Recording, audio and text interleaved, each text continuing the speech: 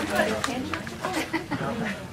pledge allegiance to the flag of the United States of America and to the republic for which it stands, one nation under God, indivisible, with liberty and justice for all. Good morning, everyone. The first order of business is the External Affairs Manager, David Dillon with the Illuminating Company, will introduce himself to the board. Good morning. Thank you very much. I'm Dave Dillon. I'm the External Affairs Manager for First Energy. My office is in Concord. Thank you for inviting me here today. I've already met the other two commissioners, Commissioner Spitaleri, and had a chance to meet you, so thank you for extending the invitation. I cover all of Geauga County. I deal with right-of-way issues and power outages and so forth, and a lot of times there may be issues that involve the county. I also serve on the Perry Nuclear Plant Emergency Response Organization, and I'm at the Joint Information Center with the Public Information Officer from Geauga County.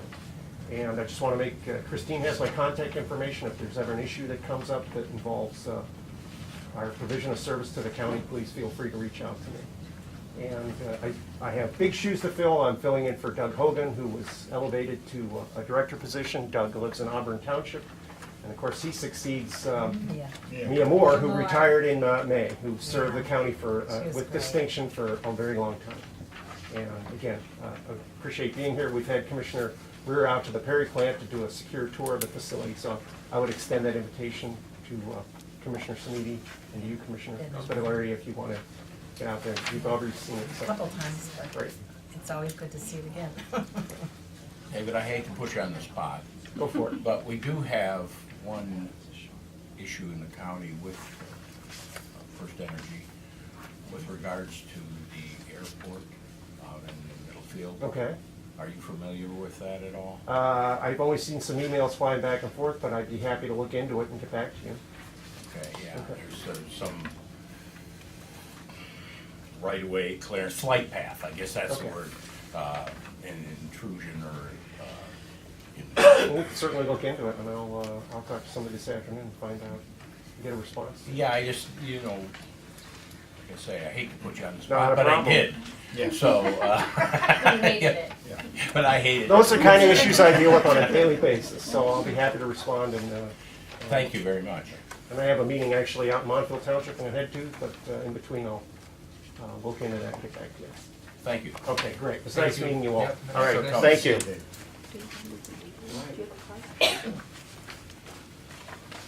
Okay, so Heidi with the financials.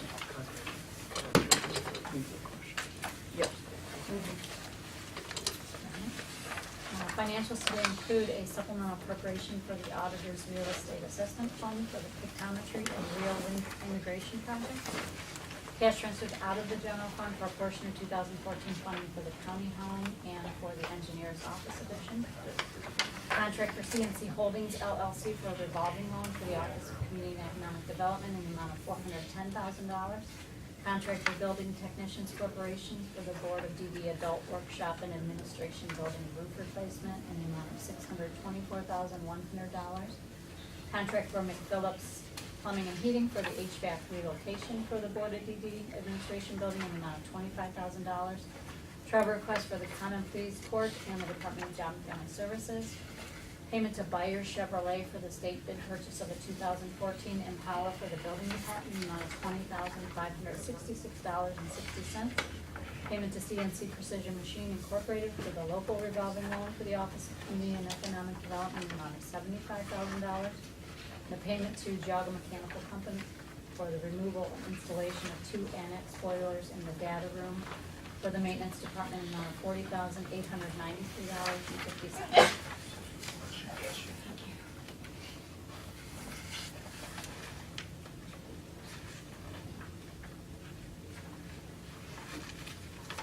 Questions?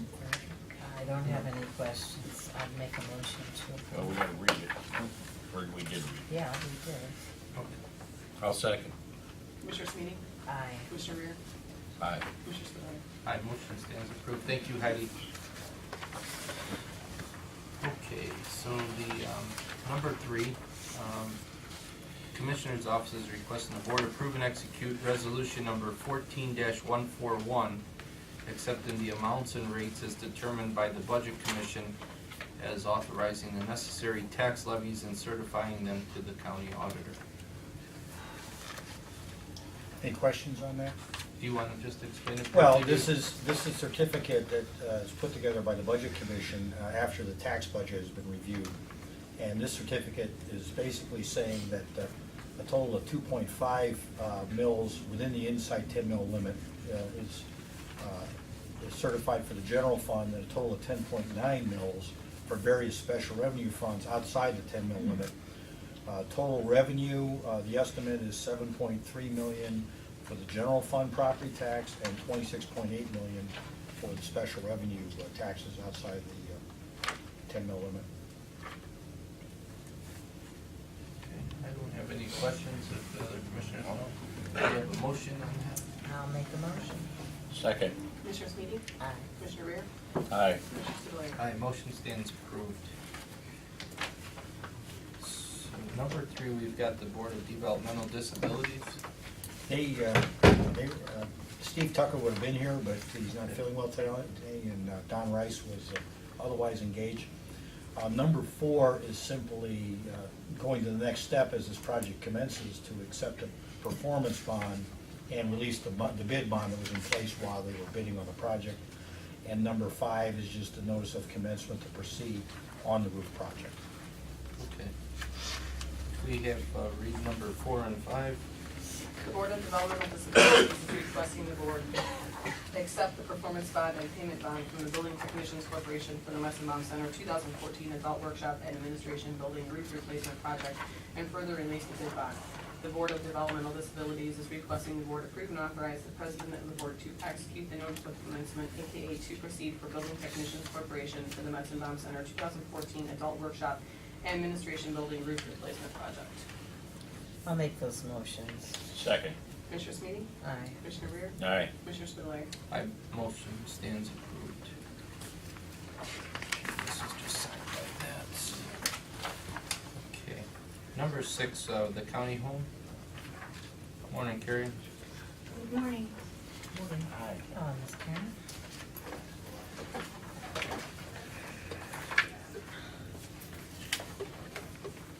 So you Makes me wanna feel go- shorter than I am. You don't like our chair? Very low. Okay. It's for the 6-footers, 7-footers. So we're looking for a full-time attendant to This is post for. just an internal application. Okay, Hopefully it's to move somebody that's a part-time person to that position. okay, Okay? all right. And this is going to fill the one that you lost? Or is this just, It's a pending loss. How's Okay, that? It's okay. coming up. okay. All right, nothing wrong with succession planning, so. Exactly. Right. Okay, so if we could read number 6. The county home is requesting the board grant permission to advertise internally for a period of 5 days for the position of full-time attendant number 1504 with applications accepted until 4:30 p.m. on September 26, 2014. I'll make that motion. Second. Commissioner Sweetie? Aye. Commissioner Rea? Aye. Commissioner I Spudler? motion approved. And then number 7, Karen, is 2 part-time. Right, that's to backfill for, the one that you're moving up to full-time, and another one on a second shift that's going to college and can't work as many hours as she was. So Okay. I need to backfill it. All right. So number 7, The county home is requesting the board grant permission to advertise for the position of 2 part-time attendants number 1504-1 on 3rd shift. These positions will remain posted until filled. I'll make that motion. Second. Commissioner Sweetie? Commissioner Rea? Aye. Commissioner Spudler? I motion approved. Thank you, Karen. Thank Have a you. good day. You too. Bye-bye. Bye-bye now. Okay, okay, number 8 is the Community and Economic Development. Hello, how are you? Aye. Good, good. This is for the amendment of BF 13. We need to do the amendment because we are not going to be able to finance tax projects through the Department on Aging. So we'd like to eliminate that project of $10,000 and put that $10,000 towards the fairgrounds paving project. the part of the project for the fairgrounds that we did have before, we only paid a portion of the project. So this will help towards their portion that they paid for it. Kelly, So- what happened with that Knox box? Why couldn't you guys do that? We, in order to follow the grant guidelines, we needed to actually income qualify every person that Oh, was boy. going to get those Knox boxes. And there would have been no way we would have been able to complete that by December 31st. Yeah, There that's would a have been shame. no way. There were 100, over, 100 people that it would have served. So, and another issue we had was there weren't that many homes that were readily available to have those. So again, we couldn't fulfill that by December 31st. And we're not allowed to use the money to, I guess, stockpile equipment, if you want to call it that way. They didn't look at it as equipment like we would hope they would. They looked at it as home repair. That's So, unfortunate. Yeah, we weren't able to follow underneath those guidelines. So that's why we are asking for the amendment for BF 13 today. Okay. If there's no questions, then we could read number 8.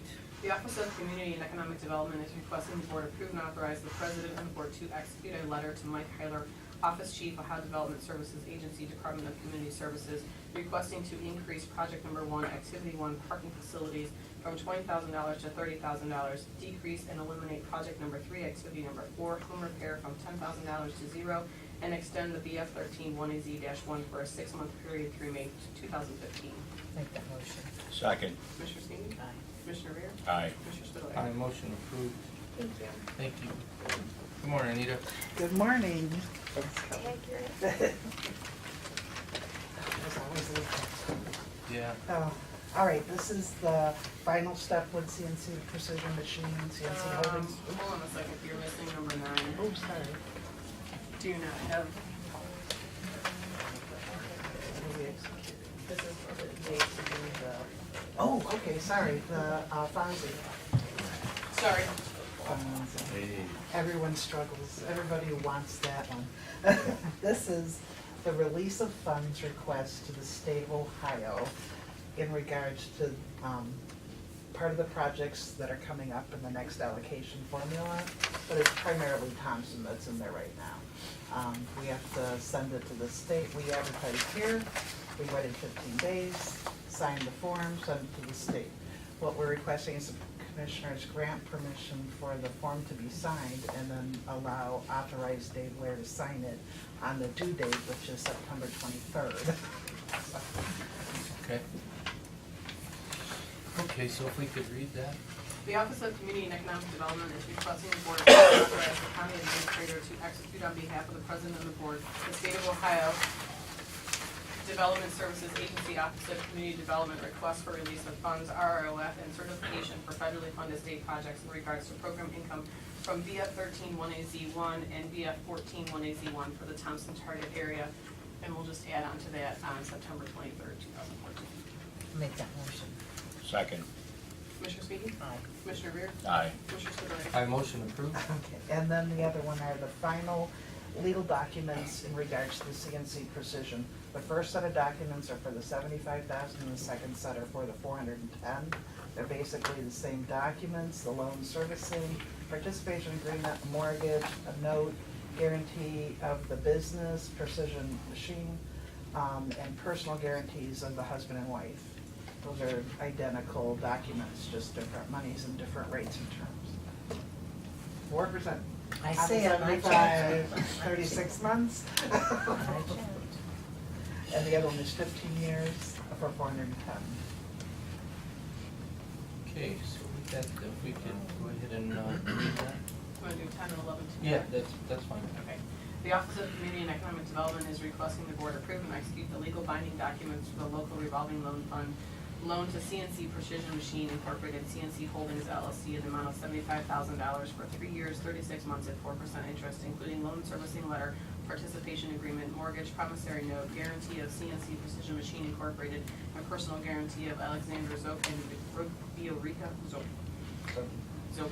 The Office of Community and Economic Development is requesting the board approve and execute the legal binding documents for the local revolving loan fund loan to CNC Precision Machine Incorporated, CNC Holdings LLC, in the amount of $410,000 for 15 years, 180 months at 3.25% interest, including loan servicing letter, participation agreement, mortgage promissory note, guarantee of CNC Precision Machine Incorporated, and personal guarantee of Alexander Zoki and Viorica Zoki.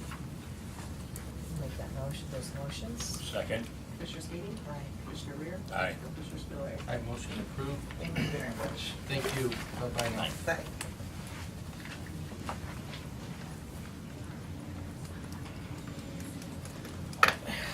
They have a lot of signings. In the process here, we're what, number 12? Number We're at Department 12, of right. Job and We're on the Family right number. Services. Well, You want me to go with? Is there anybody here from JFS? I'll sing it. Not yet, no. Do you want to just Skip over that for to now. Department of Aging then? We'll go down to number 15. Okay. Hi Jessica, how are you? I'm well, how are you? Good, good. Oh, just quickly regarding those Knox boxes, because we weren't eligible for that grant due to some qualifiers, what the Department on Aging did was we worked with the local Rotaries and we provided a match, so the residents still got Knox good. boxes, and instead of getting Knox boxes that would impact historic homes by drilling and installation, we did get over the door hangers, so Ah, that way yeah. it wouldn't impact anyone having a historic home. So just so you know, we still went forward with the project, but we worked with the local Rotaries. Okay, nice. Business. Did you guys get 100 of them then? I think we got between, I think it's closer to 75 or 80. Okay. I believe. Okay. Regarding my issues today, we internally posted the position of site coordinator. That is what Sandy McLeod, her position prior to her promotion. And we do have an internal candidate that's been with us over 4 years. Very qualified, Becky O'Reilly. She's been at the Chardon Senior Center for the 4 years. So Sandy and I felt very strong, and it was time to promote her. And she's the individual that we had in the interview, You correct? did meet Okay. with her as well at that Okay, interview, yeah. and she does have a certificate in gerontology from school Okay. as well. Yep. All right. Okay, so with that, then we can read number 15. The Department on Aging is requesting the board approve the promotion of Becky O'Reilly to the position of site coordinator number 1004 to be effective September 22nd, 2014 at a rate of $18.03 per hour. After the successful completion of a 180-day probationary period, the rate will increase to $18.97 per hour. I'll make that motion. Second. Commissioner Sweetie? Aye. Commissioner Rea? Aye. Commissioner Spillier? I motion approved. And then we want to post for her position. Okay. So if we could read 16 then? The Department on Aging is requesting the board grant permission to advertise for the position of Assistant Site Coordinator number 1005 with applications accepted until 4:30 p.m. on October 3rd, 2014. I'll make that motion. Second. Commissioner Sweetie? Aye. Commissioner Rea? Aye. Commissioner Spillier? I motion approved. Okay, the next few are resolutions. We have our annual meeting tomorrow, and we want to honor some fantastic individuals, some of which have volunteered 15 years and more. Our lifetime volunteer has been with us 27 years. Wow. Isn't that incredible?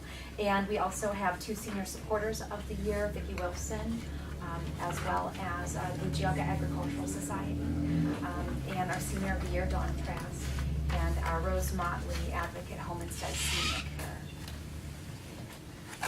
So do you want to read those all together then? Sure. We'll read 17 through 22. Okay. The Department on Aging is requesting the board approve and execute resolution number 14-143 honoring Home Instead Senior Care as the 2014 annual Rose Motley Senior Advocate of the Year.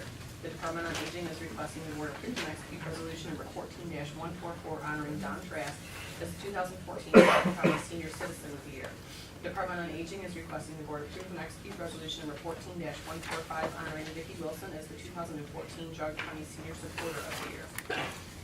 The Department on Aging is requesting the board approve and execute resolution number 14-146 honoring the Geauga County Agricultural Society as the 2014 Geauga County Senior Supporter of the Year.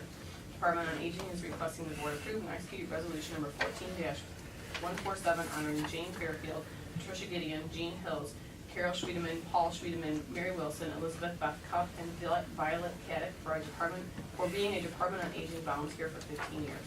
The Department on Aging is requesting the board approve and execute resolution number 14-148 honoring Richard Victor for being the 2014 Department on Aging lifetime volunteer.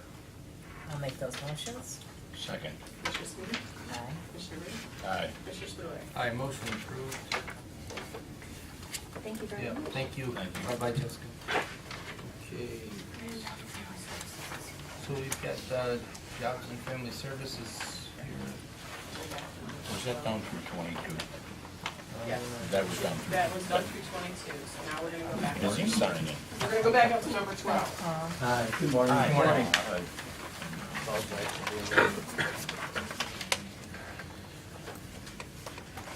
I have two contracts to bring before the board. The first one is our contract with Common Pleas Court for Magistrate Services. This is an annual contract that we do to allow us to pay for magistrate services when they work on our child support cases, whether it be establishment of support or enforcement of a support order.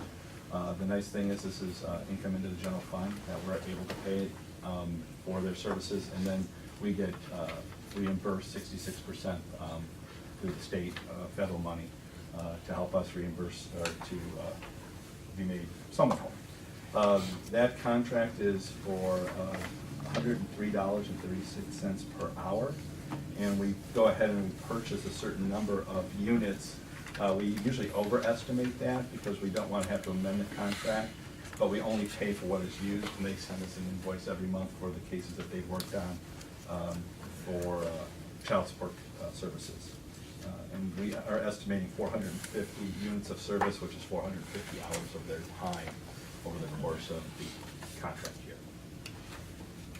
Are those rates similar to last year's, or have they gone up some, or? It did go up a little bit, but it's actually going back to close to the 2012-2013 contract year. At that time, we were at $104.72. Last year, it dropped to $94.08 per hour. I think that was because of the changeover at the magistrate level, and so it adjusted some of the numbers and the formulas that we have to use to calculate the rate. And the calculation of that rate permits the child support and the court to pull in other aspects of what it actually costs providing the service. So it's not just one person, it could be so much time of clerical support or legal support. Oh, a clerk or paralegal or So it something. kind of tries to capture what that unit of service costs the entire court. So it's not just one person. Okay, so we want to read number 12.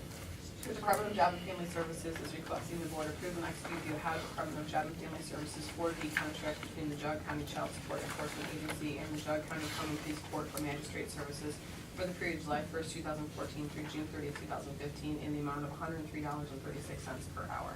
I'll make that motion. Second. Commissioner Sweetie? Aye. Commissioner Rea? Aye. Commissioner Spudler? Aye, motion stands approved. And then for 13, This is a similar contract, but this one is with the prosecutor's office. Again, it's for them to do child support services. We utilize an assistant prosecuting attorney there, both on civil and criminal non-support matters in court, whether it be establishing attorney or support or enforcing a support order. This is for the same contract year as the contract with the magistrates, but the rate here is $58.16 per hour. Everything else applies as what the previous one, again, as Tim has mentioned, it includes, even utilities and whatever else that is included to figure out what that unit rate is. Last year's contract was at $57.67 an hour, so it went up less than half an hour. all right. So any questions on that? Good. So if we could read number 13. The Department of Job and Family Services is requesting the board approve and execute the Ohio Department of Job and Family Services 4D contract between the Geauga County Child Support Enforcement Agency and the Geauga County Prosecutor for Legal Services for the period July 1st, 2014 through June 30th, 2015 in the amount of $58.16 per hour. I'll make that motion. Second. Commissioner Sweetie? Aye. Commissioner Rea? Aye. Commissioner Spudler? Aye, motion stands approved. And lastly, we've got number 14. Actually, Christie pointed this out, and it's a good idea. remember, I think it was last week, you gave me permission to work on an inter-county transfer, in other words, to go to another county agency for some funding, exchange of funding, or in our case, we're just going to ask for some funding for a specific need. And this would give Craig the ability to do that. Again, it's not likely that we would do that, and we would have a conversation if that were to happen, but this would give Craig to do that until a new director would be appointed. Okay. So with that, we should read number 14. The Department of Job and Family Services is requesting the board approve and execute resolution number 14-142, assigning authority to Craig Swenson, interim acting executive director of Geauga County Job and Family Services, to act as the Geauga County Board of County Commissioners designate for approving inter-county adjustments or of allocated funds to be effective October 4th, 2014, until a new director is appointed. I'll make that motion. Second. Commissioner Sweetie? Aye. Commissioner Rea? Aye. Commissioner Spudler? Aye, motion approved. And, that's 13. All right, we're all set then? Thank you. Thank you. I have a question, please. Judy Zamlin Spots from Chesterland. I don't know who any of the presenters are, and when they come up, I know that you know them, and please forgive me that I don't know people, but it'd be nice if they would introduce themselves so the audience would know, just asking. Okay. I'm Tim Taylor, Director of Job and Family Services, and this is Paul Ryan, Assistant Thank you. Director. Thanks so much. We have like 3 minutes until. That's something we've discussed too, because a lot of people, can you hear much back there and not too I much? can, but we always have to say our name and who we are, and Yeah. just be nice if everyone could do Yeah. that for us. Okay. Thank you. I said we have the public hearing at 10:30, so I don't know if you want to just take a few minutes Yeah, and this, like okay. catch up for a minute and All then. right.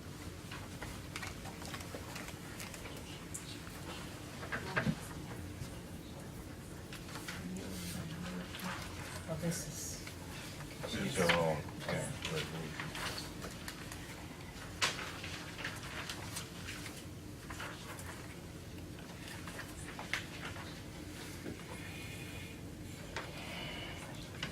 Like I wanna talk in class.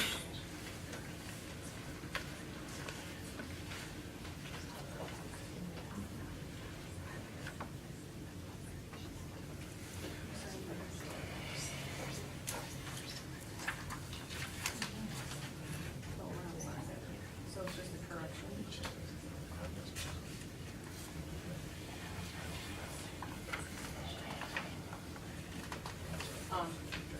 Apparently there was an adjustment made to a form that Ralph previously, you approved him to sign on the 11th for the CNC precision machine. And are you okay with him re-signing that same form today That to was, fix the correction? and what was the correction was just. can we just make another motion to do that? Apparently. The changed it. LMI, the number of LMI jobs was not in the form that I we see. did for. Okay. And so the state rep emailed me just now and said, hey, we need this, and because it's on the signature page, we have to have it resigned. Okay. Okay, so I don't know that you would have to remake a motion because it's already a form that was changed. There's no change other than just one number on the form, so it's up to them whether they wanna do another motion or not. I'm sorry, retirement. This is an addition. Apparently there was a number missing off of the form for CNC for their one loan paperwork for the block grant. And, the LMI jobs created line was left blank. Is all the other verbiage the same? Yes, Just the nothing number? else is, nothing's Why don't we changed. just read it, Read sign the it, same read it motion? again, and Okay. insert that motion, you can, And Okay. if you change something, you should just make a motion. well, You're changing something, you're We're putting a do- number yeah. in there. we're doing it for a second time, let's not do it for a third, so we'll just, The Office of Community and Economic Development is requesting the board approve and authorize the president of the board to execute the amended Ohio Department of Development Office of Housing and Community Partnerships RLF Grant Loan Review Report Form for a Community Development Block Grant CDBG Revolving Loan Fund Loan to CNC Precision Machine Incorporated for the purchase of land and building to be located at 18360 Industrial Circle, Parkland Township, in the amount of $410,000. I'll make that motion. second. Commissioner Sweeney? Aye. Commissioner Rea? Aye. Commissioner Spudler? Aye, motion approved. Thank you. One favor. Sure. Have Debbie make me a set of this, and then I'll have them sign it.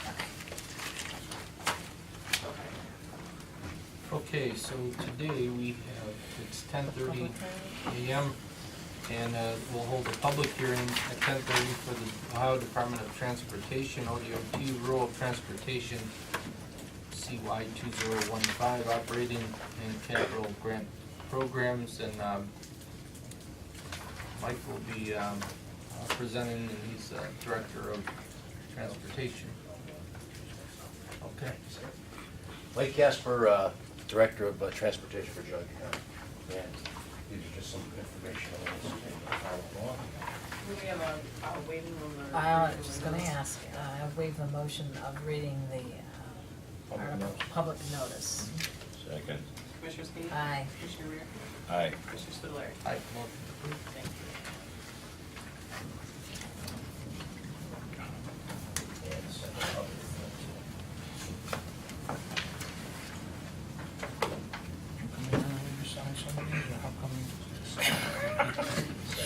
I got that stamp. Thank you. Well, stand here and present, that way you'll be facing the camera. Good, I guess. Yeah, let's do that. Okay, this year, as you well know, there's been, well, you probably don't know, there's been a little bit of change in how the grants are applied for at the state. They have a new system. I know in the past we've gotten 5311 grants. That's the fund we get, rural transit gets its funds from the FTA, the Federal Transit Administration, and ODOT, as given to us through ODOT. This year they changed their application procedure. There's two grants you have to apply for through. One is a 5311 grant. And the first one, I'll go through that, and it stays the same. However, it does not take into account any of the capitalized items, capital items such as like buying vehicles or major construction projects. So the first one, basically, if you look through it, the revenues has our revenue streams. Our state operating assistance is $153,995. E&D grants hasn't changed, $59,121. The federal grant for us, 5311 operating is, and I won't read every single number, I'll just kind of, 588,000, some change. Our capitalized maintenance, 163,000. These are all revenues. Our adult fares, we budgeted. And what we did for our budget was, I'm new to this process. My budget officer is new to the process. We went back from 2009 to 2013. And we took what we thought would be, comparing all the numbers, contacting the guys at the state, the folks there that worked on these grants in the past. We took what we thought would be our most average year, which was 2013. So we based some of our budget numbers on that. Obviously, we had to have a base. And when you go through it, adult fares, 111,000. Our contract, our special transit fares, that's our with aging, JFS, those kind of things, about 368,000. Advertising's in there, $2,400. The local cash, if we need it from the county, $53,045. That has not gone up. That stayed the same, and that's been approved in our tax budget. Our total revenue's basically $1,499,000. Then you go, of course, to the other part of where you're going to spend this money from. And again, we went basically line item by line item with the state folks to determine what our best estimate will be next year about our expenses based on fuel and all those kind of things. So our vehicle operations, with operator salaries and wages and fringe benefits, is roughly $770-something thousand. Our fringe benefits is about $331 in there. Advertising fees, $1,000. Vehicle operations for technical services, that's maintenance of our software for our vehicles. We have those computerized dispatching units along with computerized fare box units. That's roughly $54,000. Our general administration, part of what the county charges us for their services, which is the auditor's office, the treasurer, that stuff's $42,000. Basically, let's see, what else we have here. Contract maintenance services, general administration, we have $5,000. Other services, non-vehicle maintenance, and general administration, that's 19. That includes things like we plan for deductibles for our insurance and stuff like that. We have that in there, obviously. fuel and lubricants, vehicle operation, that's all the parts, some of the parts, but mostly it's fuel. And this is where we made a big change in the previous years. If you look at the last time we had a grant application, 2009, I believe, when we had to have a public hearing, we haven't had one since then. The fuel was based on $5 per gallon diesel fuel, and they were planning roughly about 53,000 gallons for a total budget that they would expense at $260-something thousand.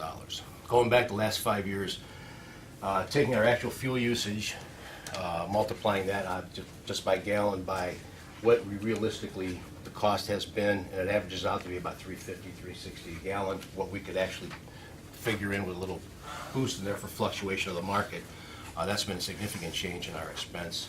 And instead of the $260,000 we were asking for savings expenses, $140,000. So that's where a big change came in right there. Tires and tubes operation, they do break that out. Oddly enough, repairing a tire, a flat tire is not under tires and tubes. Those are just obviously ones you buy for repair, or new ones. Premiums for physical damage, our insurance is $5,500. General administration of that $2,100. Vehicle maintenance for the recoveries of any vehicle losses, $4,000. Insurance premiums for public liabilities, $4,300.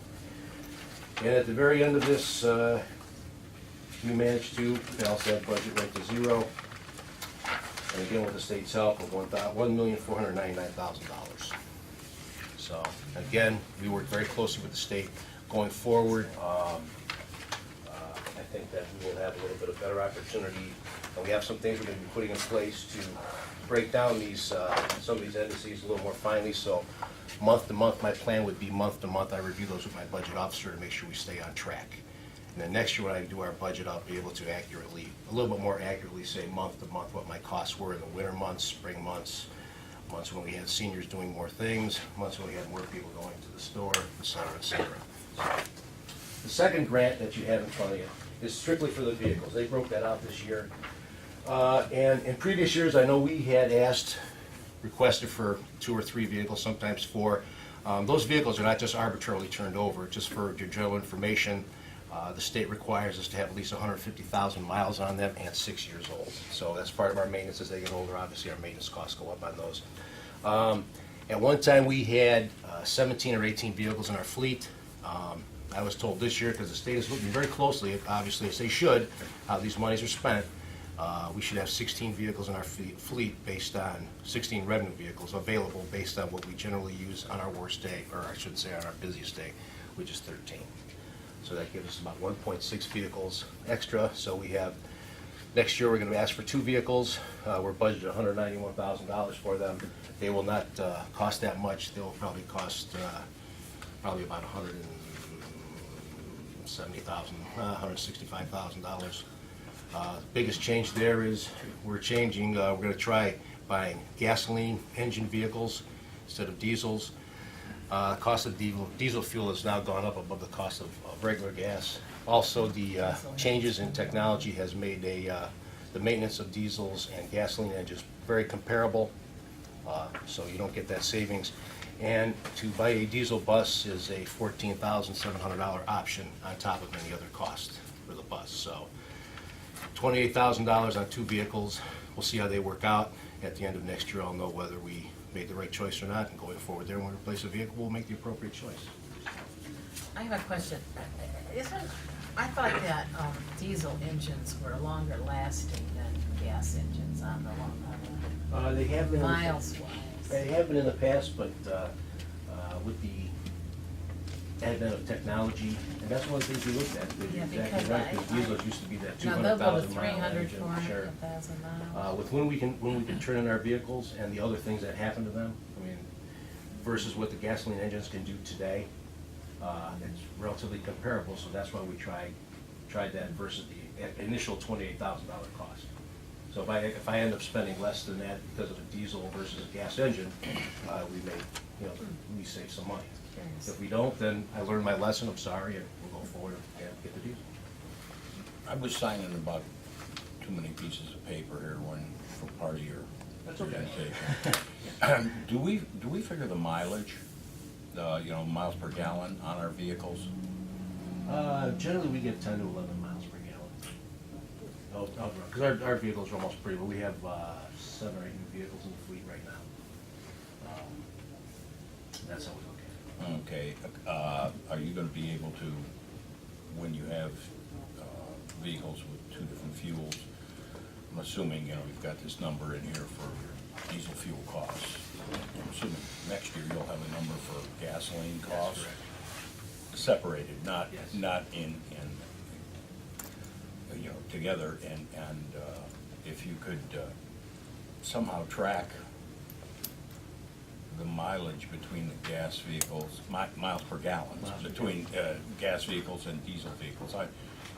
I'm not sure that makes a whole heck of a lot of difference from where we stand, other than a curiosity. No, that's a forward. very good point. I've had tasked our mechanic, who's a ASE certified, up to date with all the certifications mechanic, so he's very able to work on both diesel and gas vehicles from General Motors and Ford, which is why we buy American. That's one of the things we're tracking, since this is the first time we've had 2 gas vehicles, is exactly right. We're gonna try to track all those indices off to the side, how many gallons we're using per day, what types of runs they're on, and then switching those on the different types of routes that we use, so that's a fair comparison, apples to apples, as far as actual gas mileage versus a AM, PM run versus a mid, an afternoon run, that kind of thing. So that's a very good point, and we do plan to do that. And maintenance costs, generally speaking, if you change the oil and filters, the engine's probably, the base engine should probably have similar lifestyles. And most of the repairs that I believe you probably come across are a water pump, an alternator, a starter, some piece that's not, I mean, you have to have it to make it work, Right. but it's not the main engine, you know, the Correct. block and camshaft, crankshaft, pistons, as long as you keep changing the oil. Right. That's generally what occurs. You have those, for lack of a better term, add-ons, a turbo booster that goes bad maybe, or a fuel injector you get from the factory that doesn't last 50 or 60,000 miles, it lasts 40,000 miles. Those are the kind of things. Right, I mean, The those base will- engine itself, crankcase, transmission, those are seem to be pretty steady. Thank you. Sure. Okay, is there any questions? Okay, with that, then we conclude. Skip, you have a question? Sorry, I do have one question. What is the term of this grant? 1 year.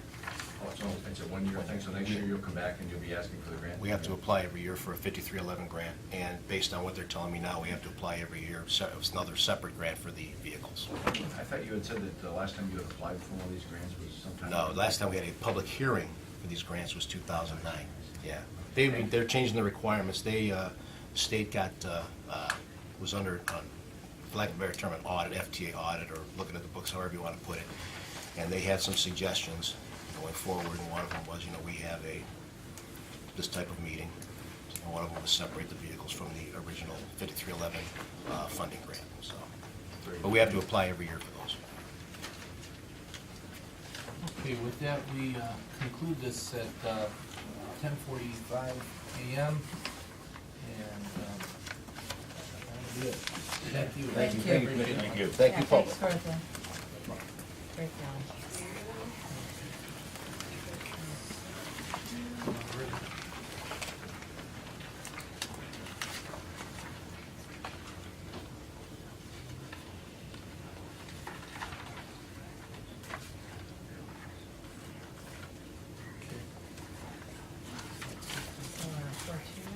Okay, so we are now at 24. This will be the County Executive, Bobby Joe Warren from Top Management. Good morning. Good morning. This is Bobby Jo Warren, the Client Services Manager from Client Management, and I'm Kathy Hostetler, the Human Resources Specialist. All right. Hi, good morning. Good morning, how are you? I'm well, thank you. Sure. And I'm Colin Lockhart. I'm here because this is my last session with the commission. Aww. Yeah, Right. it is. And I said you have to come up here. Good morning. As we have done in years past, we like to give an update in workers' comp. Workers' comp is something in Ohio that your rates change every single year. And so I've provided for you what I call an executive summary, and despite the number of pages, I swear I will spare you all of that. I could talk about workers' comp forever, but I'm the only one who likes that, so I won't do that. There are a couple of noteworthy points going on in the world of workers' comp right now that will impact the county. The first is that the state is giving a 60% rebate on premiums paid in calendar year 2013. So that will be money back to the county coming this fall, probably as early as October. That is separate from a lawsuit that was brought about by Northeastern Ohio employers wherein they sued the Bureau. I want to make the point that those are two separate things and that lawsuit did not include public employers. So that those are two separate things, and that as the county, as a public employer, will not be receiving any money back from that lawsuit. So that was the only point I wanted to make there. As far as your performance is concerned, the executive summary that I've passed out basically reflects the ongoing continued efforts of both Kathy and Colleen as it comes to safety, accident prevention. And what I'd like to point out to you is that overall frequency of claims, which means the number of injuries that are occurring, is down 9% comparing 2011 to 2013. As far as overall total claims costs, which would include not only lost compensation due to lost time, other types of compensation to which injured workers are entitled, and medical expenses, is down 20.5% comparing 2011 to 2014 rates. We've also seen a 29% reduction in premium that corresponds with that, and that from 2011 to 2014, which is, it corresponds to the decreased number of claims as well as the decreased claims costs, which I've mentioned, but also a 15% decrease in base rates, which impacts all counties across the state. The county participates in a rating program called Group Retrospective Rating, and the savings due to that program for the injury years 2010 through 2012 has exceeded $450,000. So Group Retrospective Rating, which is a new program in Ohio, beginning in 2010, has clearly been a home run for Geauga County, and I think the next item on the agenda is to talk about continued participation in that program. So I tell you, the savings have been substantial. It is a deferred program, but clearly those kind of savings are not sustainable in many other programs here in Ohio. So Group Retrospective Rating is working for Geauga County. The last point of savings that I just want to reference speaks to a program that the state has called handicap reimbursement, which is not what you might think. It's not as in the blue handicap sticker. It is a provision that was enacted in 1977 to encourage employers to hire people with known and sometimes unknown handicapable conditions. In order to qualify for this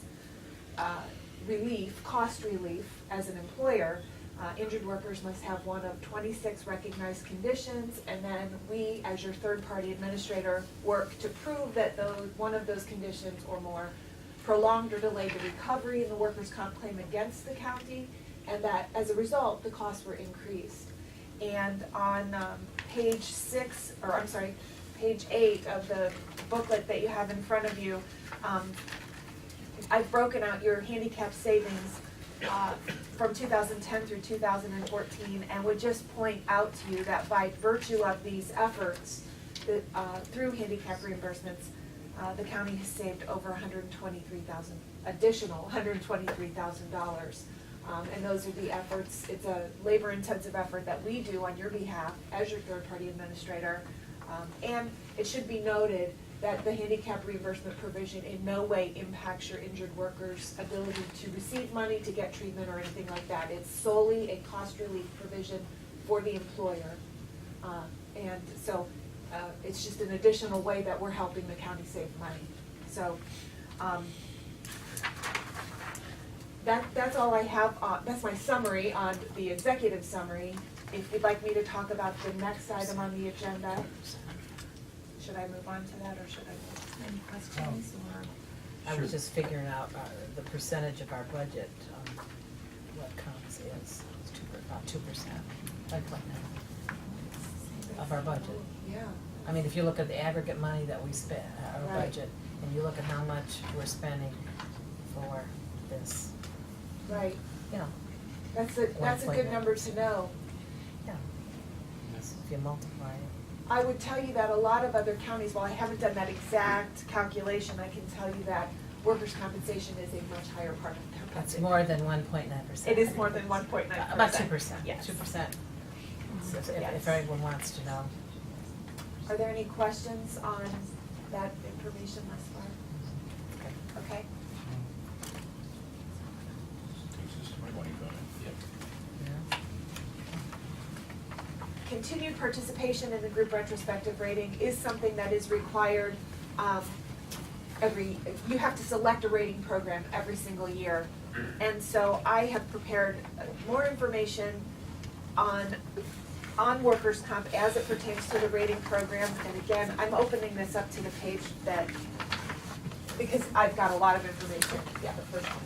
The Bureau is transitioning to a prospective billing process next year. And what that means is, currently, you have your workers' comp coverage extended, then you pay for it after the fact, a year after. And this is the only insurance in the world where that's the case. So in order to transition to a prospective system where you pay for it and then the coverage is extended, they are providing what's called a transition credit. And that's relevant because what's gonna happen is in 2016, you're gonna be paying for 2 years. But you're only going to be paying 50% of 15 and 50% of 16, okay? Now, that has a special relevance as group retrospective rating is applied. The page that I've opened this up to shows you your current, let's see.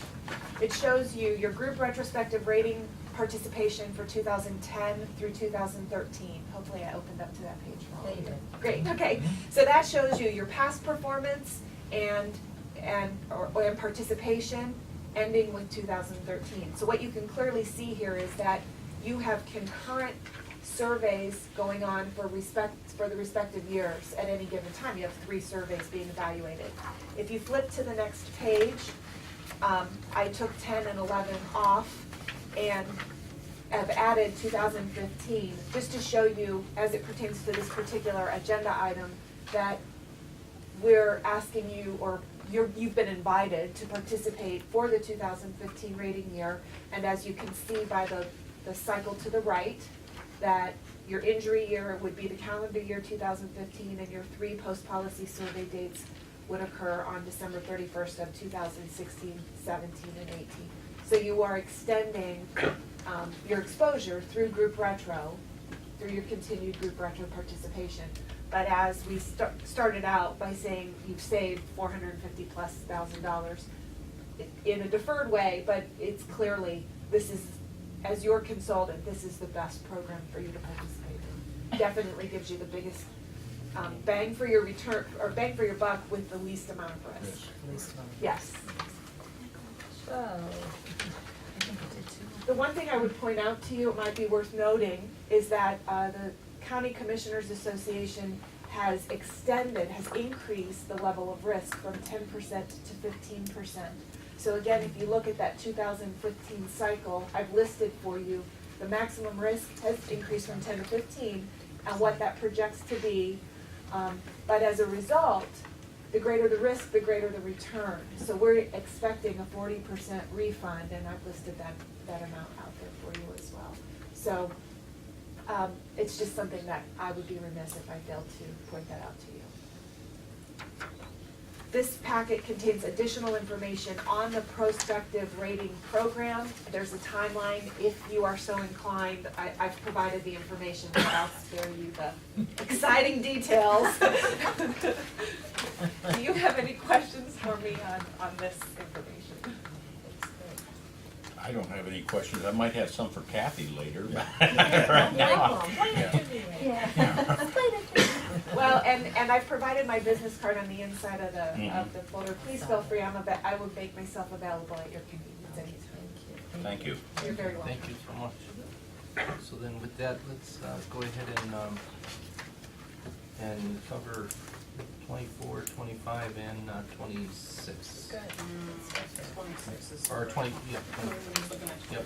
25. The Commissioner's Office is requesting the Board approve and authorize the President of the Board to execute and initial the 2015 County Commissioners Association of Ohio CCAO Workers' Compensation Group Retrospective Rating Plan Agreement and Bureau of Workers' Compensation Employer Statement between the Geauga County Board of Commissioners and the CCAO Service Corporation. I'll make that motion. Second. Commissioner Sweetie? Aye. Commissioner Rea? Aye. Commissioner Spudler? Aye. Motion approved.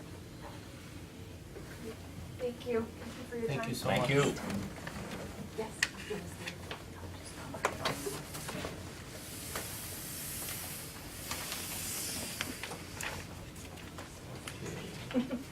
Alrighty, Can I so just Kathleen, stay here? Sure. Well, I'm your absolutely. human resources specialist. Yeah, we know we are.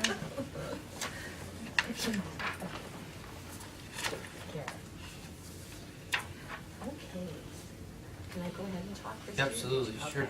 All right, so anyway, we have some wonderful news for the county regarding healthcare renewal rates this year.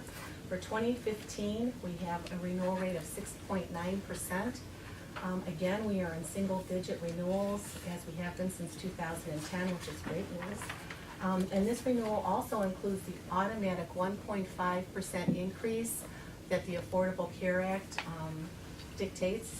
The changes that we've made and that have had to be made gave us an automatic 1.5% increase. It also includes the prescription rebates that SEMCO offers to us. So we were very pleased to get the 6.9%. We thought it would probably be higher this year. Okay, so for those employees, well, let me just hand this out first. I don't think that you've seen this. The changes in the Affordable Care Act and what has caused the 1.5% increase is due to the fact that what they've done with prescription is now they've put a cap and a limit on that of $2,500. So what that means is that for employees out there who have really costly prescriptions and they're paying a lot out of pocket, there will be an end to that. And meaning if they reach that maximum in a calendar year, they will no longer have to pay towards their prescription coverage. So we don't want to have employees having to have such costly prescriptions, but if they do, this will certainly be a benefit to them. This was not a choice. This was absolutely an Affordable Care Act ruling. So we had to abide by that. The only other change that was made to our plan this year, again, not by the county, but by SEBCO, who requested that we raise our out-of-pocket maximum on the enhanced plan from $1,600 and $3,200 family to $2,000 and $4,000. That's in network. They felt that we were, it would be more in line, and they were looking at all of the counties and thinking that to raise that out-of-pocket would be a benefit to the consortium, and that's what they have told us that they wanted us to do. For the basic plan, it went from $3,000 and $6,000 to $3,750 and $7,500. And that's not to be confused with the deductible. The out-of-pocket maximum is the most an employee will spend out of pocket. So in the past, it's always been $1,600. So you have a catastrophic illness and you're in the hospital and you're paying all the deductibles and co-pays. The maximum our employee is in for is $1,600. That has been raised to $2,000 for enhanced. So, and that, again, that change was dictated by SEBCO. Okay. Outside of that, we're proposing that the employee contribution for standard and wellness rates remain the same. There's this, I think you also have the different rates in front of you as far as the county rates and contribution rates. I'm sorry. Yes, I know. You had that. I should have brought that with me. Copies for all of you. but that's the proposal for our healthcare for 2015. And I already went over the wellness initiatives by SEPCO last week. No change in rates on the dental. Right, the dental stays the same, and the waivers we're hoping will also remain the same.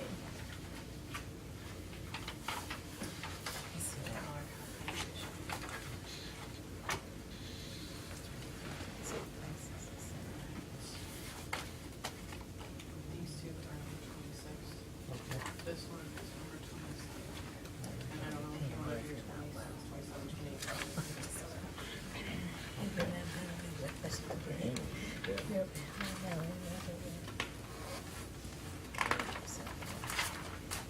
It doesn't have all the other stuff, so. What was the total if they reached the prescription that they would, 2,500. 25? Mm-hmm. 2,500. It was capped, and that That's is. for single, though. Families, 5, Yeah, right, family is 5. 25 single, 5 family. Right, So you paid 2,500 and then what would you pay? and nothing for the rest of the calendar year. Okay. Then you're done. It's just like when you hit your out-of-pocket maximum on the medical plan, if you hit that 1,600, you're done. You know, that, for that particular calendar year. That's all you're supposed to be shelling out of your pocket during a calendar year.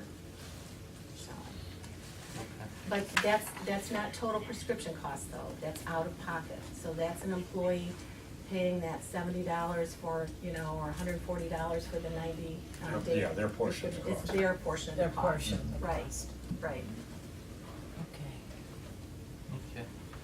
So, why don't we do this and just read these all together through 29?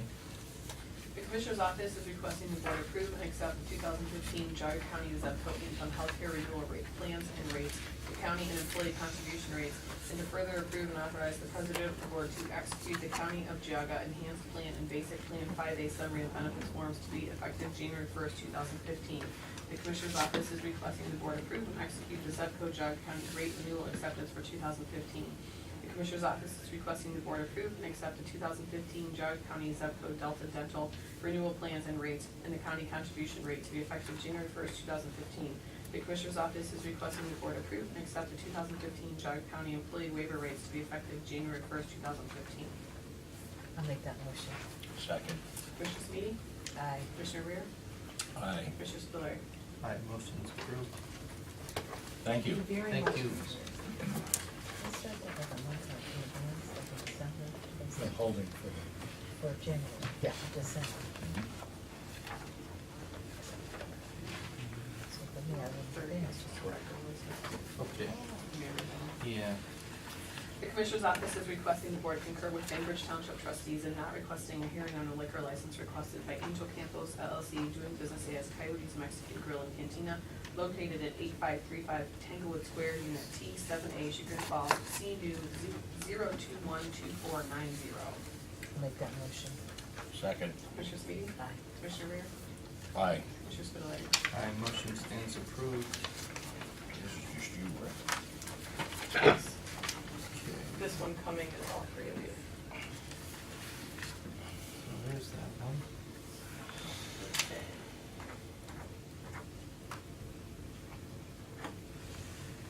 Okay, so number 31, we've got a presentation for Tim Taylor for a resolution here.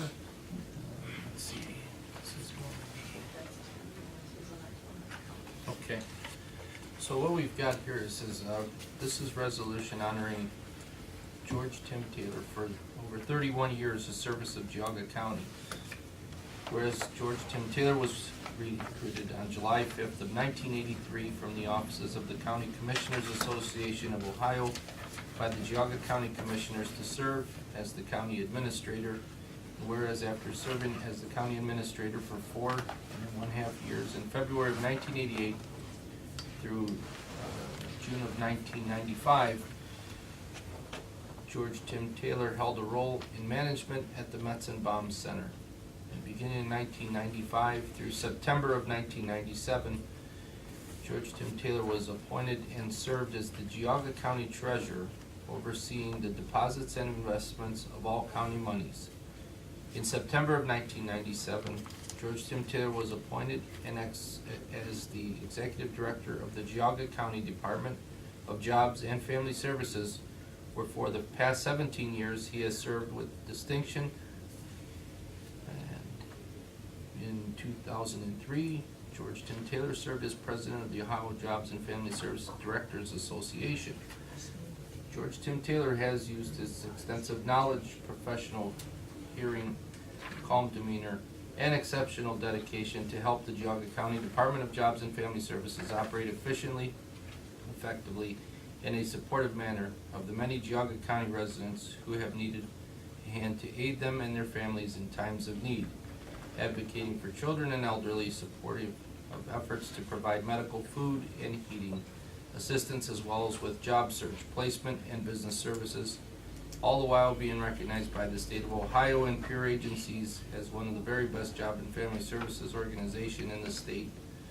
George Tim Taylor has given many hours of his times and talents over the years by serving as a board member to many boards, including and contributing to the success of the Geauga Family First Council, Geauga Family Service Planning Commission, the Portage Geauga Juvenile Detention Center, the NACOG and University Hospital, Geauga Medical Center. Now therefore be it resolved that the Geauga County Board of Commissioners recognize and honor George Tim Taylor for his dedicated service to Geauga County and its residents over the last 31 years and the many roles in which he has held, wishing him and his family much enjoyment on his retirement and efforts in catching the prize-winning bass. Be it further resolved that this resolution becomes part of the permanent record of the Board of Commissioners of Geauga County on this date. So with that, if I can have a motion. I'll make a motion for that. Second. Commissioner Sweetie? Aye. Commissioner Rea? Aye. Commissioner Spudler? Aye, motion stands approved.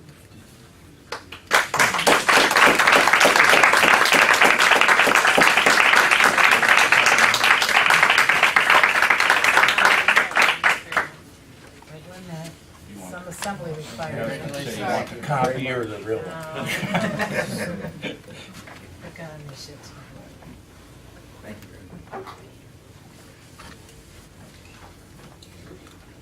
Tim, would you like a chance to give a few words? Well, the first board that I was hired by was Edmund Davis, Tony Gall, and Jimmy Davis. And our office, our board session was over in what is now the juvenile court, But been a lot of changes in Geauga County through that time, but I've had the great pleasure and honor to work with so many wonderful people. And that's what I'll take from the job is the people I've worked with and what a good place it's been, because it really has been fortunate for me to have that opportunity. So thank you very much. Thank you for your service. Tim? Tim, don't go anywhere. Yeah. So here's your certificate. Congratulations. Thank you. Got the dates right and everything. We tried. Look forward to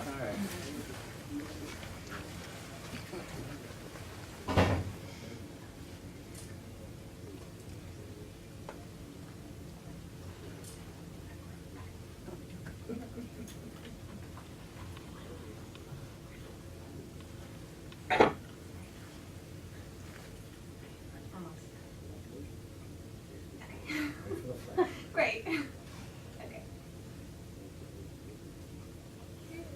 Congratulations. Thank Yep, you very much. definitely. Thank you. Absolutely. Thank you. Appreciate all the support Thank you, Tim. Thanks. that you give. It's been very important. Thank you.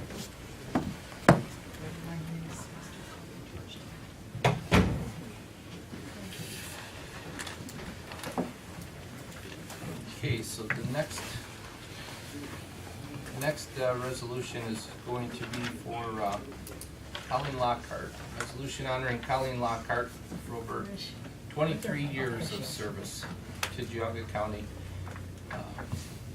Colleen Lockhart is an authentic native of Geauga County, born in the Quarry Hospital in Chardon, and raised with her two sisters in Geauga County. Colleen Lockhart graduated from Cardinal High School, attended Cuyahoga Community College, and Kent State University. Colleen Lockhart worked at Johnson Rubber and Connecticut Incorporated before she began working as administrative secretary at the Geauga County Sheriff's Office in August of 1991. Colleen Lockhart came to the Geauga County Commissioner's Office in April of 1994 as Assistant Budget Coordinator and was subsequently promoted to Risk Manager in '95 and then to Human Resources Administrator in 2007. Colleen Lockhart has served with distinction as a stellar resource leader and role model for all Geauga County employees regarding human resource issues. With county employees, managers, and elected officials all having been afforded the benefit of her expertise and knowledge, as she has over the years disseminated reliable, fair, accurate, and unbiased information as to the correct personnel action in any given situation. Colleen Lockhart is recognized throughout the state as one of the leading experts in risk management and has taken an active role as a member and leader of CLCCA, County Loss Control Coordinators Association, in promoting CORSA programs to reduce insurance exposure and loss for the 65 Ohio counties and 20 county-affiliated public entities participating in CORSA program. Colleen Lockhart has also freely given of her time and talents over the years in the promotion of workplace safety, being one of the founding members and dedicated leaders of the Geauga Safety Council, which has enabled Geauga employers to realize safer workplace environments for their employees, as well as experience significant reduction in workers' compensation premiums for their active participation in Geauga Safety Council programs. Now therefore be it resolved that the Geauga County Board of Commissioners wish to recognize and honor Colleen Lockhart for her dedicated service to Geauga County and to wish her and her family the very best with enjoying her retirement and spending more time with her husband Rich, her children, and her grandchildren. And be it further resolved that this resolution becomes part of the permanent record of the Board of Commissioners of Geauga County, Ohio on this date. With that, Colleen. I'll make that motion. Second. Commissioner Sweetie? Aye. Commissioner Rea? Aye. Commissioner Spillier? Aye, motion approved.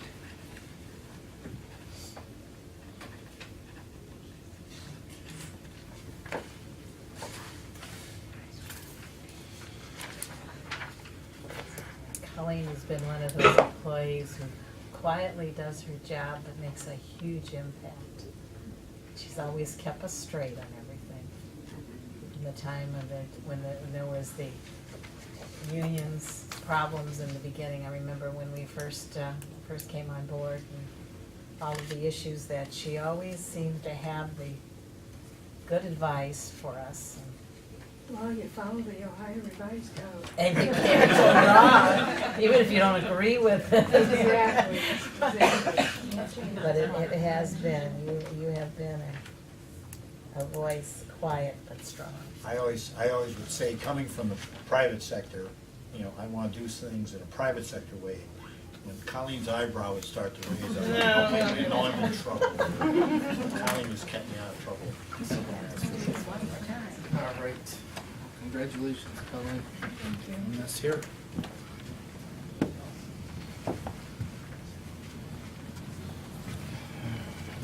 Down here somewhere. Yeah, you got to put the two shrimps.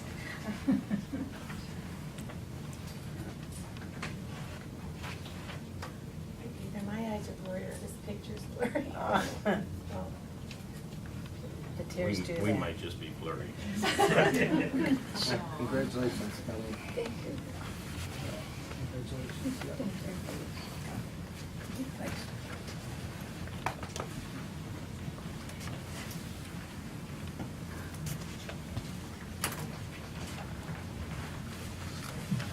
Unfortunately, good employees are not like boats, where you've got the two happiest days, you know, when you buy it and when you sell it. So, it's a bittersweet. That's like But- horses too. Yeah, we wish you both the best. Thank you. Okay, so, Don't go out there and start celebrating, okay? Out in the hallway. Hold it down for the rest of us. okay, now what we've got here is, Doug with Water Resource. Gary, good morning. Morning. Morning. Morning, gentlemen. Could you identify yourselves? Please identify yourselves. Jerry, Doug. Jerry Morgan is. Oh, you have to be. Yeah, really, yeah. We've had a Yes, request we're that not people don't know who the presenters They don't are. know you so. like we Doug do. Bowen, Director of Water Resources. Jerry Morgan, sanitary engineer. Okay, first item on the list here is for our McFarland wastewater treatment plants that we've been doing the process of going through the membrane replacement. And during this process, we got approached about possibly going with an energy performance contract procedure. And actually, the benefit we've seen from this would have helped us like 10, 15 years ago when we did the membranes plan originally. Sure. They had promised us that our energy savings for electrical would actually drop. And over the last 5, 6 years, they actually doubled in the time frame. Really? So something like this, what they're, well, let me give you an example of this. What we go out for bids for this, or actually for RFPs, so we pick a contractor. And currently, like Licking County did, you get somebody like Honeywell or Johnson Controls, or somebody that has a very strong financial background. And then what they do is they analyze the membrane manufacturers, and they come up with an energy savings that we could occur from each of these companies. And right now, after they talk to one of them, they're basing that we'll be able to save $80,000, approximately $80,000 a year with the new membranes. Now, what they're going to do is they guarantee us that we'd be able to get $80,000 reduction, and if they don't, at the end of the year, they actually write us a check for whatever they did not. Really? So in other words, if we only made a savings of $70,000, they'd write us a check for $10,000. So they guarantee. But the thing on it is, they're going to guarantee that they'll never have to write a check a second year. So they're going to go in there with their engineers or something and find out what's wrong, change the equipment, or change the procedure that we're doing to make sure that it's right. So if the next year doesn't, then you're out of luck. They're always guaranteeing that we're going to have, for the life of this project, Oh, so for for the 10, life of it. 15 years, we're going to guarantee whatever that savings they will get. So now when we interview these people, after we pick who we have, then we come up with a contract and they give us their procedure. And we can reject them all if we want, and we can just go Sure. back to bidding our normal procedure if we want.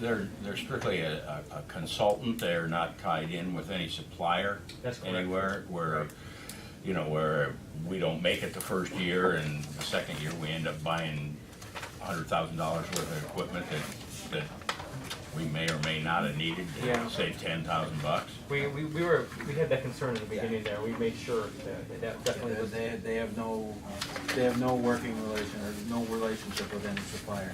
They are the consultants. They're coming in saying, here's 3 or 4 suppliers that provide this type of whatever we're proposing.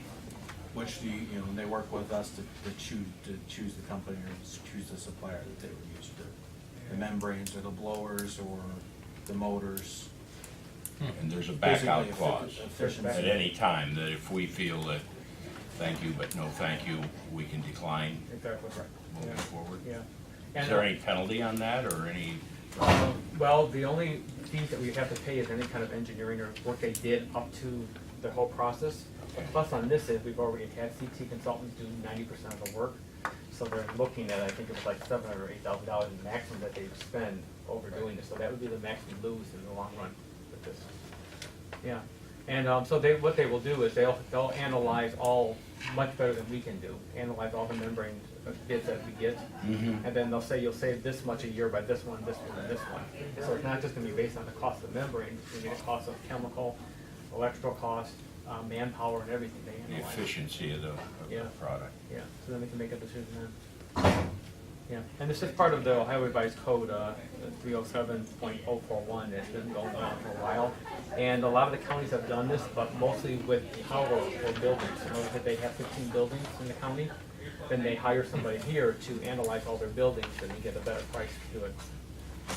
So if no one's ever done it here, as far as accounting for wastewater, even though the cities in the state have done it, but not accounting. I'm not sure, we had done something like this at Chardon Schools a number of years ago with energy consultants or something like that. You did with the furnaces, I remember. Yeah, and they went in and they gave us all these things that if you do this, you're gonna save this much money and so on. Plus, they also educated the workforce, which I was a doubting Thomas, that when you leave, shut off your computer, shut off your copier, shut off your lights, whatever. And the argument with, well, it costs more money to turn a fluorescent light on and off is a fallacy. And they said the only time a light saves you money is when it's off. And we saved, the Chardon School District saved hundreds of thousands of dollars over the life of that contract. And I'm not there, so I'm assuming that they still are saving money. It was, to Doubting Thomas, it was difficult to believe. I don't know, I can understand how you're gonna save energy if you replace the windows. But just telling people to turn off the electric equipment, maybe not, but I was shocked. Yeah. So that, if that's similar to this, It is. They'll work with our guys too, and they have operators and things like that that come in and say, hey, look at this. This may be a way to do something a little more efficiently than what you're doing right now. So it's that always when you have that third party come in and look at something, the people who are there doing it every day don't necessarily think, oh, well, maybe I should do it a little bit differently. It's that third party coming in and saying, hey, if you did this, a little bit differently, if then it can make a difference. a fresh set of eyes. Correct. Okay, so if we could read number 23. The Department of Water Resources is requesting the board grant permission to advertise for intent to request proposals, qualifications for the installation of the energy conservation measures for McFarland membrane improvements pursuant to ORC 307.41 to be advertised on September 19th, 2014, September 26th, 2014 on the county website. I'll make that motion. Second, Commissioner Stevens? Commissioner Rea? yes. Commissioner Spudler? Aye, motion approved.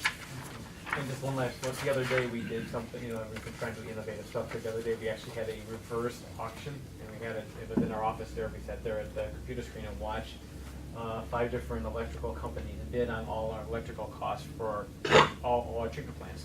And so we actually watched, it took 10 minutes, and then they did it over a 1-year contract, a 2-year contract, and a 3-year contract. We watched them all fight to give us the lowest price for our electrical costs, and we'll come back with the results on that later on. So it was fun to watch. Interesting, so. yeah, wish we could do that. Now, is that something that you guys did, or is that something that like a company does? Another alternative company does it for you. Yeah, and they set up the auction for us. Glenn sat in there and watched it, so now he knows the procedure. And we had Susan from the prosecutor's office making sure that she went through all the legal documents. It took about a month for it to get set up, but our contract with electrical firms were expiring in October, so we had to come up with something, otherwise we were gonna get charged a high rate. We currently have our contract with First Energy Solutions. And actually, we went through this process, and we've been trying to get with First Energy Solutions to give us a quote, and they kind of kept dragging their feet on it. We went through this, and late yesterday, we got the email from our representative of First Energy Solutions saying, unfortunately, at this point, we're not going to be able to provide anything for company or for any of our clients that are customers that are their energy usage is weather related, or rather weather not related. What's the word I'm looking for? But that if you fluctuate with the weather, then we're not going out and providing anything for them. What is the That's MCF? just- What is the rate? Well, not the MCF, but the electrical rate. What is the rate that we are charged? Currently, I think we're at 5.5, and what was the number we keep? I don't remember, because there was 3 different numbers for 3 different Yeah. years. We'll send it over to you. We'll see, but it did go up, but it's going up far less than if we went to just the regular rate and dealing with eliminating companies fluctuating. You could insert your own second line in that email or correspondence you got from them. We're not servicing people who question our rates. I mean, Is that what they? Well, no, I'm saying you could insert your own. Oh, yeah. We had heard in the whole process, talking to numerous different suppliers prior to going out for this reverse auction, that First Energy Solutions was getting out of that portion of the energy business. They just went ahead. First Energy just wants to go back to being the distributor and not necessarily the supplier of electric, and because they actually, First Energy Solutions lost a lot of money in the last couple of years because they came in and they fought to get all of these contracts and everybody on 2-3 year contracts, and then we had the issues with the weather over the last year or so, that they, you know, their costs to produce were so much higher than what they had bid out their prices to be. So they were planning on getting out because they did lose a lot of money. I forget what the number was. I remember seeing it at one point, but it was somewhere in the multi-hundreds of millions of dollars. So it didn't surprise us to get that email from them yesterday. Wow. Okay, and then number 34. Number 34 is our force main from Laurel Springs Bainbrook subdivision that runs north on 306 and discharges into gravity sewer on Tanglewood. We're within the ODOT State Route 306 right away there. And part of the agreement that you get with ODOT whenever you go in there right away is if in the future they're doing anything that causes whatever you put into their right away to have to be relocated, you agree that they'll, either you will move it yourself or as part of the overall project, they will move it and you will pay the cost of that. So this is the agreement that says, because they are relocating a pretty sizable culvert, I believe it's almost a 5-foot diameter culvert under 306, just north of Beacon Hill. They're relocating that to realign the stream and make that culvert more efficient. And our force main is in the way, so part of their plan is to relocate our force main as part of their project. So this is the agreement that says we will cover the cost of that. So we'll see what their bids are, and they haven't finalized their bid book yet to put it out, but we'll see how they go through that with itemizing that bid, and then we would cover the costs. I see. And if it would be something outrageous, you guys will catch that? Correct. Yeah, we'll look at it. We can do it ourselves. Yeah. Right now, I expect it to be anywhere, based on what they're doing and how far down on the side of the road it is, that it is gonna be in the $30,000 to $40,000 range. Okay. Based on our normal numbers of what we would see if we did it. So if it's anything different than that, then yeah, I would definitely raise the red flag and say, the agreement, we'll do it ourselves at that point. Okay, I see. Very good.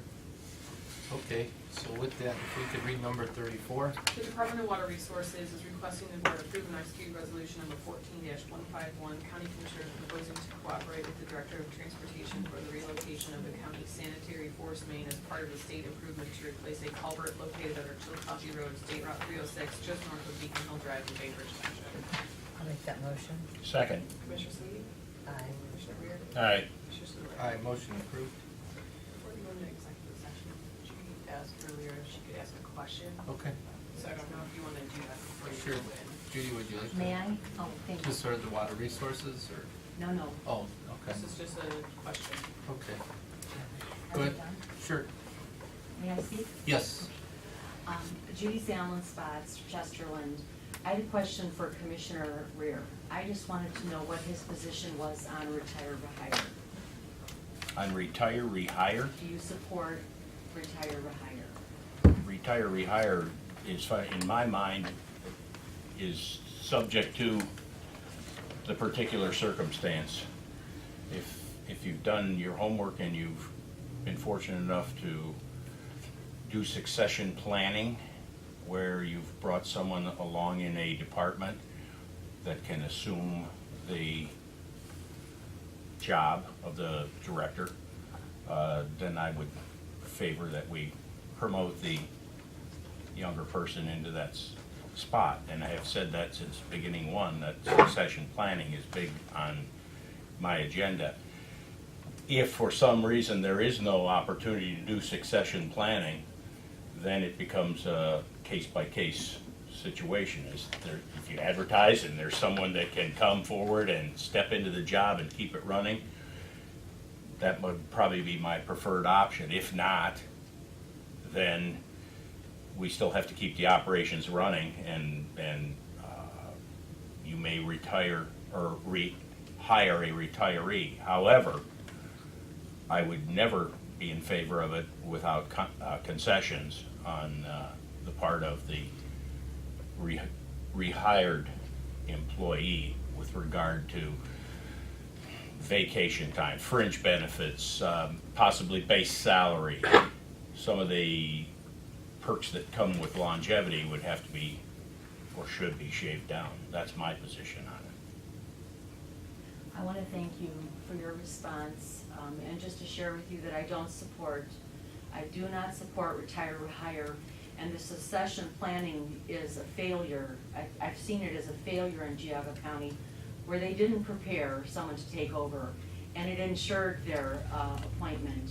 So I just wanted to share that with you, and I appreciate your response. Thank you.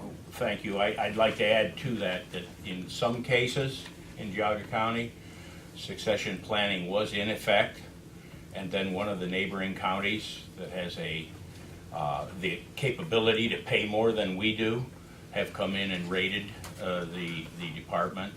I'm thinking of Job and Family Services is an excellent example of that, where they had brought someone along to step in without any interruption in service and so on and so forth, and Lake County came over and dangled a whole lot of money in his face, and something that we would not have, one, been able to match, and two, the director that we had wasn't ready to retire yet.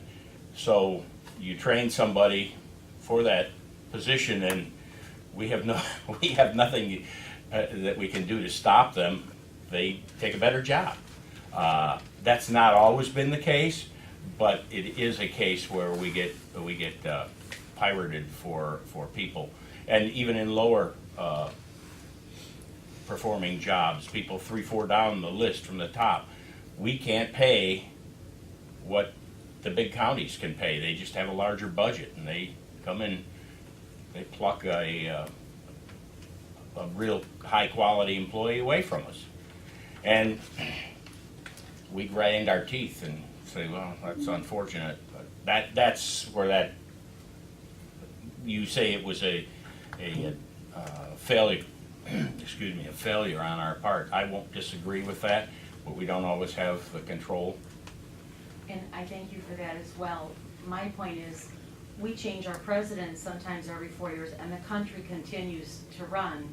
We sometimes treat positions in Geauga County, and we've heard it said time and again, it can't be done by anyone else. This person is irreplaceable. Everyone is irreplaceable. And in those situations where this gentleman took more money, that's his right. It's his, his prerogative. But to open it up, there's a wealth of talent available, and those situations haven't been addressed in that manner. It hasn't been opened up for fair hiring practices. It's always been just a stamp, yes, retire, rehire in Geauga County. But I want to thank you for your response. Thank you for the question. Okay, so with that, what we're gonna do is we're gonna go in executive session, but before that, I'm just gonna read off the acknowledgements. We've got the monthly inventory report, consolidated investment portfolio and obligations and securities monthly reports filed by the Treasurer's Office for Geauga for the month of August 2014 pursuant to our C135.35 subsection L. Then for our meetings, we have the commissioners will hold budget hearing meetings at 1 a.m. today, or 1 p.m.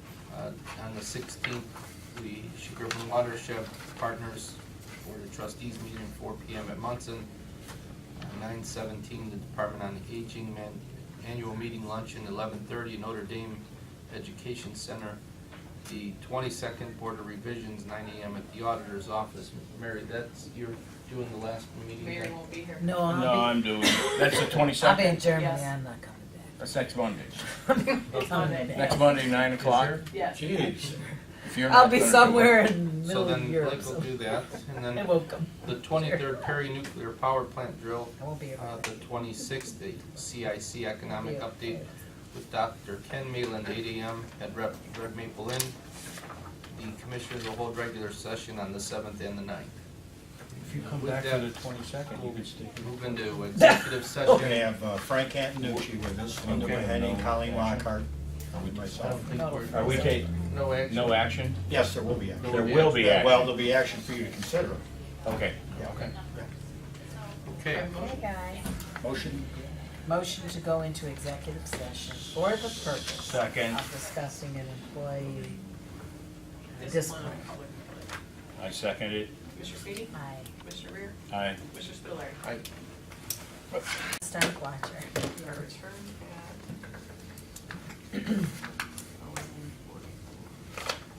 Okay, so we returned at 11:44 a.m. on the 16th of September 2014, and we'd like to move forward with action. I make that motion. Well, wait, let her read it. Oh, read it. As soon as you read it, I'll make the motion. The Commissioner's Office is requesting the Board accept the disciplinary recommendation of the hearing officer, Frank Antonucci, and to suspend without pay Clinton Rose, maintenance technician in the Water Resources Department for 16 hours, 2 workdays for violations of the union agreement and Geauga County Personnel Policy under ORC 124.34, neglect of duty and dishonesty and theft, and to further approve and authorize the Board to execute 3 copies of the order of removal, reduction, suspension, involuntary disciplinary separation form per ORC 124.34 for the 16 hours. All right, I'll make that motion. Second. Commissioner Smeaton? Aye. Commissioner Rea? Aye. Commissioner Spudler? Aye, motion approved.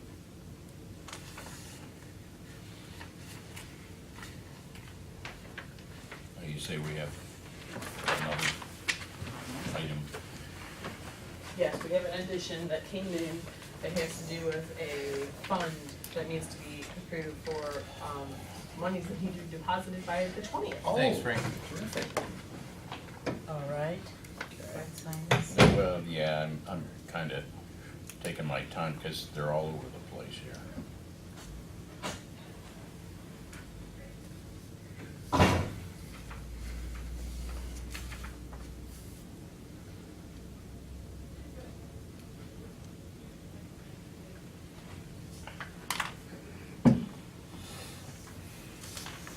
Now, Dave, I'm gonna have to leave at 1:45 today, you know that, right? Yeah.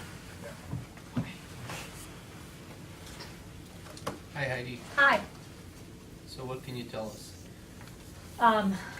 Apparently they need to open this new fund for the sheriff's office Okay. to accumulate registry fees for different, like arsons that need to register with the sex offenders.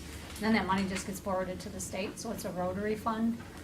But they need to deposit the monies by the 20th of this month. Can they So forward since- the money to us instead? They could, that'd be not in compliance with the law, but, Just take a yeah.